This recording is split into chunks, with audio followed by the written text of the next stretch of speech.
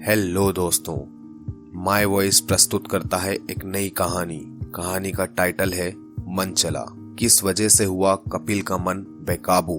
लेखक हैं अश्विनी कुमार भटनागर। चलिए हम आपको सुनाते हैं हमारी आवाज में कहानी। कपिल लगभग 50 की उम्र का था। वो हमेशा खुद को बहुत ही जवान महसूस करता था। एक दिन वह लाल बत्ती पर खड़ा था तो उसे एक बिंदास और स्मार्ट लड़की उसे देख रही थी। उसकी छवि और अदा में अच्छा आकर्षण था। अनजानन वह तकरीबन 20 से 22 वर्ष की होगी। वह कपिल से कहती है, सर क्या आप मुझे लिफ्ट देंगे। लड़की अच्छी लगी और फिर कपिल का मूड भी अच्छा था क्योंकि चलते समय ही उसका मन खुश हो गया था। उस समय वह अच्छे मूड से था क्योंकि इंद्राणी की मुस्कान ने उसकी मुस्कान को दोहरा कर दिया था। मनपसंद नाश्ता हो और घर की मुर्गी मादक मुस्कान फेंक कर विदा करे तो हर मौसम रोमानी लगता है।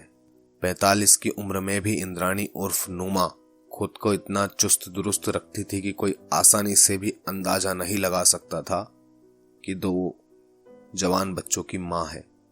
जब वह अपनी बेटी के साथ होती है तो अक्सर लोग दोनों को किसी सौंदर्य साबुन के विज्ञापन के मॉडल कहे बिना रुकते नहीं है। अंततः कपिल ने पूछा, कहाँ जाना है। वैसे तो मैं साउथ दिल्ली जा रहा हूँ। लड़की ने अपनी मीठी मुस्कान का लाभ उठाते हुए कहा, आप मुझे रास्ते में कहीं भी उतार दीजिएगा। कपिल हंसा और कहा, बैठो, पर मुझे ब्लैकमेल तो नहीं करोगी। लड़की हंस पड़ी। उसकी हंसी में मधुर खनखनाहट थी। उसने ध्यान से कपिल को देखा, मानो उसके चरित्र का मूल्यांकन कर रही हो। फिर बैठने के लिए पीछे का दरवाजा खोलने लगी। कपिल ने अपने पास का दरवाजा खोलते हुए कहा, पीछे नहीं, यहाँ बैठो। लोग मुझे कहीं तुम्हारा ड्राइवर ना समझ बैठे। लड़की फिर हंस पड़ी और अगली सीट पर बैठ गई। हरी बत्ती हो चुकी थी और पीछे वाले बेचैनी से हॉर्न पे हॉर्न बजा रहे थे। कपिल ने जल्दी से कार आगे बढ़ा दी। कपिल के दिमाग में बहुत सारी बातें एक साथ चल रही थी। कुछ दिनों पहले ही समाचार पत्रों में यौन संबंधित कई समाचार आए थे। साउथ दिल्ली और रोहिणी में कई लड़कियां धंधा करते रंगे हाथों पकड़ी गई थी। इनमें से अधिकतर लड़कियां शिक्षित व अच्छे घरों की थी। यही नहीं, एक तो 2-3 वर्ष पहले मिस इंडिया भी रह चुकी थी। कॉलेज की लड़कियों को फैशन या मादक द्रव्यों की आदत के कारण ऊपरी आमदनी के अतिरिक्त कमाई का आसान रास्ता और क्या हो सकता है। जब से फिल्म आस्था पर्दे पर आई है तब से पता चला है कि शादीशुदा औरतें भी मौका पाकर अपने जीवन का स्तर ऊंचा करने के लिए देह व्यापार करने लगी हैं। कपिल ने सोचा, तो क्या लड़की भी उनमें से एक तो नहीं? क्या यह उपलब्ध है? क्यों न जानने की कोशिश की जाए। शारीरिक रिश्तों में विविधता का अपना अलग ही आकर्षण होता है। टोह लेने के लिए कपिल ने पूछा, तुम्हारा नाम क्या है? लड़की ने कहा, मारिया। कपिल कहता है, अच्छा नाम है। पढ़ाई करती हो? मारिया कहती है, पढ़ती थी पर अब कॉलेज छोड़ दिया है। मारिया ने नीचे देखते हुए कहा, क्यों? कपिल ने पूछा, पिता टीबी के मरीज मारिया ने नीचे देखते हुए कहा, क्यों? पिता टीबी के मरीज हैं, नौकरी नहीं करते। मारिया ने कहा, माँ को दमा है, छोटा भाई स्कूल में पढ़ता है, सारे घर की जिम्मेदारी मुझ पर आ पड़ी है।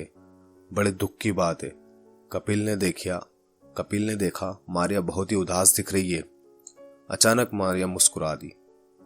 सर, दुनिया है, सब चलता है, दुखी होने से क्या होगा। सो तो ठीक है, पर फिर क्या कहती हो? बस ऐसे ही, मारिया ने खिड़की से बाहर देखते हुए कहा, गुजारा कर लेती हूँ सर, कुछ ना कुछ काम मिल ही जाता है। कपिल ने और कुरेदा, कैसा काम? सर, मारिया ने एक क्षण रुककर कपिल को देखा और धीरे से कहा, क्या आप मुझे 500 रुपए उधार देंगे? कपिल का अनुमान सही था कि वह लड़की उपलब्ध है। उसने जीवन में पहला अनुभव है। शरीर में फुरफुरी दौड़ गई। जो केवल पढ़ा और सुना था वास्तविक बनकर सामने आ गया था। क्या है तुम्हारी फीस है? कपिल ने पूछा। मारिया कहती है, नहीं, 2000 रुपए भी मिल जाते हैं पर आज बहुत जरूरत है। 500 से काम चला लूंगी। राशन नहीं लूंगी तो खाना नहीं बनेगा। कपिल ने मारिया के शरीर पर नजर दौड़ाई। जो कुछ देगा बहुत अच्छा लगा। फिर पूछा, कोई ठिकाना है क्या? मारिया ने कहा, है तो। साउथ दिल्ली में एक गेस्ट हाउस है, पर किराए के अतिरिक्त वहां के प्रबंधों को कुछ अलग से देना पड़ता है। कपिल ने मन ही मन अनुमान लगा लिया था कि ऐसे सौदे में क्रेडिट कार्ड से काम नहीं चलेगा। इस समय जेब में लगभग 1200 रुपए हैं। क्या इतना काफी होगा? इससे पहले कि कपिल आगे पूछता, उसके मोबाइल पर फोन की पिप पिप ने चौंका दिया। हेलो, उसने कहा। हाय पापा। उसकी बेटी का कॉल था। बेटी मृदुला के स्वर में उत्साह था। हाय मेरी प्यारी गुड़िया। कपिल ने मुस्कुराकर पूछा, कैसे याद आ गई? अभी अभी तो घर से निकला हूं। रुपये चाहिए तो माँ से ले लो। अरे नहीं पापा, मृदुला ने कहा। आपको याद दिला रही थी, मम्मी का जन्मदिन है आज। एक सुंदर सा कोई कार्ड और बहुत बढ़िया सा उपहार खरीद कर चले आना। उपहार खरीदने चलना है, आज चलेंगे ना? ऐसा उसकी लड़की ने पूछा। कपिल ने मारिया की ओर देखा। वह चुपचाप बैठी थी। बेटी मृदुला भी इतनी बड़ी होगी? अचानक एक अपराध बोध की भावना से जन्म ले लिया था। अपराध बोध की भावना ने जन्म ले लिया। क्यों? क्या जो वो करने जा रहा था उचित है? पापा, मृदुला ने बेसब्री से पूछा। सुन रहे हैं? सुन रहा हूं गुड़िया रानी, कपिल ने उत्तर दिया। पर आज नहीं, कल चलेंगे, मृदुला ने कहा। ठीक है। कपिल ने फोन बंद कर दिया। कुछ देर तक कार चलती रही। दोनों चुपचाप बैठे थे एक ही गाड़ी के अंदर, मारिया और कपिल दोनों। कुछ देर बाद मारिया ने चुप्पी तोड़ी और कपिल से पूछा, आपने क्या सोचा सर फिर? कपिल पूछता है, तुम्हारे गेस्ट हाउस वाले मैनेजर को कितना रुपया देना होगा? मारिया से संबंध बनाने की इच्छा ने फिर जोर मारा और सोचा, क्या उचित है और क्या अनुचित बाद में देखा जाएगा। मारिया ने कहा, कुछ ज्यादा रुपया नहीं लगेगा। फिर भी वह पहुंचकर मूर्ख नहीं बनना चाहता। जैसे वह सुरक्षित तो है ना, यह प्रश्न वह रोज सुनती थी और उत्तर उसने तोते की तरह रट रखा था। इससे पहले कि वह उत्तर देती, कपिल का मोबाइल फिर से बजा। हेलो, कपिल ने आहिस्ता से कहा। हाय पत्नी नुमा का। उसकी पत्नी का कॉल था। हाय नुमा। कपिल ने पूछा, क्या कोई आदेश देना बाकी रह गया? एक अच्छी खबर है, सोचा तुम्हें दफ्तर से पहुंचने से पहले ही सुना दूं। तुमसे अच्छी खबर की उम्मीद तो नहीं है, कपिल ने मंद मुस्कान से कहा। मुझे बहुत डर लगता है। बेशर्म कहीं के, बल्लू का अभी अभी फोन आया था। बल्लू का? कपिल के स्वर में हर्ष और आश्चर्य का मिश्रण था। क्या कहा उसने? बल्लू यानी बलराम। उनका पुत्र सेना में कप्तान था और जोधपुर के पास सेना में तैनात था। बोला। नुमा ने कहा, इस बार मेरे जन्मदिन पर अवश्य आएगा। 1 सप्ताह की छुट्टी मिल गई है उसे। कपिल बड़े खुश होते हुए कहता है, वाह ठीक है, बहुत जश्न मनाएंगे, खूब जश्न मनाएंगे। नुमा ने कहा, सुनो। कपिल कहता है, हाँ सुन रहा हूं, पर जल्दी कहो, ट्रैफिक बहुत है। तो ठीक है, घर कब आओगे? तब कहूंगी। अब कह भी दो, कपिल ने कहा। बल्लू के लिए जो लड़की हमने चुनी है, उसके अभिभावकों से हमें मिलने का समय ले लेते हैं। कपिल ने कहा, ठीक है, जो तुम ठीक समझो वही करो। अब मैं फोन बंद करता हूं। अब कपिल ने फोन बंद कर दिया और सोचा, इतना सुनहरा अवसर मिला है और सब बाधाएं खड़ी कर रहे हैं। खैर, दफ्तर भी फोन करना है कि आने में देर होगी। इतना दुर्लभ अवसर चूकना नहीं चाहिए। तो मारिया को कहता है कपिल, तो किधर चलना है? मुझे खेद है, ये फोन बहुत तंग कर रहा है। मारिया ने मुस्कुराते हुए कहा, फिर फोन बंद कर दीजिए, बैटरी निकाल लीजिए।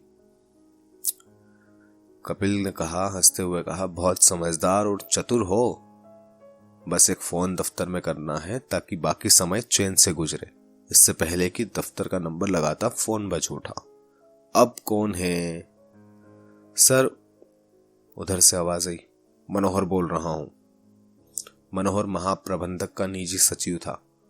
उसके स्वर में घबराहट थी। हाँ बोलो मनोहर, क्या हुआ, क्या बात है? कपिल ने कहा, जल्दी बोलो मुझे एक जरूरी काम है, आने में देर हो सकती है। सर आप तुरंत यहाँ आ जाइए, मनोहर ने ऊंचे स्वर में कहा। मजदूरों ने साहब का घेराव कर लिया है और नारे लगा रहे हैं।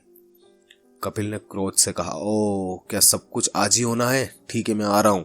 तुम पुलिस को सूचना दे दो, शायद जरूरत पड़ जाए। मनोहर ने कहा, जी सर, पर आप जल्दी से आ जाइए। कपिल ने खेदपूर्वक एक बार फिर मारिया को देखा और सोचा, क्या गजब की लड़की है, क्या फिर मुलाकात होगी? मुझे खेद है, कपिल ने सिर हिलाते हुए कहा।